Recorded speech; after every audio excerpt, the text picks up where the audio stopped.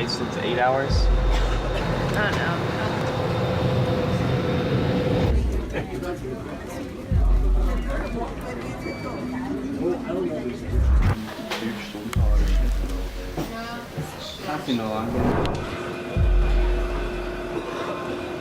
Caleb, what are we doing here? I don't know. Why are we waiting? Something about Sarah. Sarah was randomly chosen to check her bag back in New York.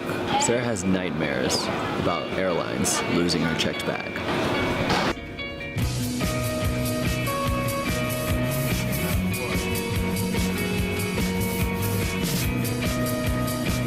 So after we left the airport, we had to take the train into the central part of Zurich, and we would be meeting Sarah's parents there. They had come to Switzerland a couple days before us, and they were staying at the same hotel that we would be staying at. Hotel was nice. There wasn't any air conditioning, but for the most part it stayed fairly cool. Once we got settled in and showered up, we went into town. The hotel was only 1 block away from the central downtown area of Zurich.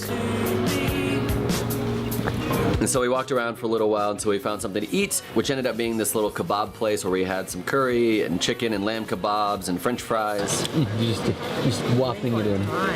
One of the things that I like to do in every country that I go to is go to the local McDonald's and try whatever regional sandwich they have there. And I didn't find one that was super specific to Switzerland. They had some burgers that was like quinoa and curry, but I had the Big Tasty, which I think had Swiss cheese on it, so I ended up going with that one. I don't know what kind of sauce it is. Swiss cheese is pretty good though. I think it might just be mayonnaise or Thousand Island or something. But pretty good. I was noticing that almost everything we've been buying is about 2 times as much money as we would spend in the United States. So even what would normally be like a $7 or $8 McDonald's meal ended up being about $16. Me and Sarah's dad Jim and her little brother Caleb ended up walking around Zurich around sunset just to kind of see the city at night and take some time-lapse photography and enjoy the city on the only evening that we would be here. Which brings us to day 2 here in Zurich. I went to bed around 9:30 last night, woke up around 2 and stayed up for about an hour, and then slept until about 8 this morning. Kind of have that weird dizziness headache that you get when you wake up in the middle of the night and stay awake, but I think that'll probably go away by the end of the day today. So day 2 started in Zurich, and we first headed to the train station to spend a couple of hours before me and Sarah had to head back to the airport. Just north of the train station was a beautiful little park with swans and walkways and big huge fields and trees, and we spent a little bit of time there just people watching and enjoying the day. Around 12:30, me and Sarah got on a train to head back to the airport to see if her luggage had arrived in the flight from Reykjavik, Iceland. After about 20 minutes of waiting by the conveyor belts, Sarah was finally reunited with her purple suitcase. Poor bag. Don't fly Iceland Air, it's the worst. We took the train back to the main train station to meet back up with the family, and we would begin our trek south to the city of St. Moritz. It involved getting on and off several different trains. It took about 3 hours to get there, but it wasn't too bad because the entire time we were passing by beautiful Swiss mountains and scenery and greenery and farms and all sorts of views that you think of when you think of Switzerland. We started here, and then we made our way down.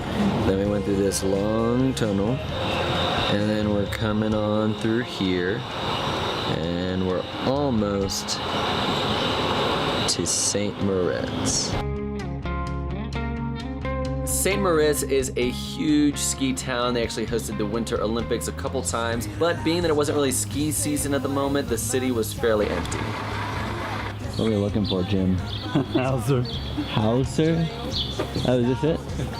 This is a Hauser. Doesn't look like a restaurant. And walked to a nearby restaurant which had the native Swiss dish called Rashti. So Rashti is like a big hash brown. And so me, Caleb, and Jim got variations on Rashti. We came back to the hotel. I tried to fly my drone out the window of the hotel. This may be a bad idea.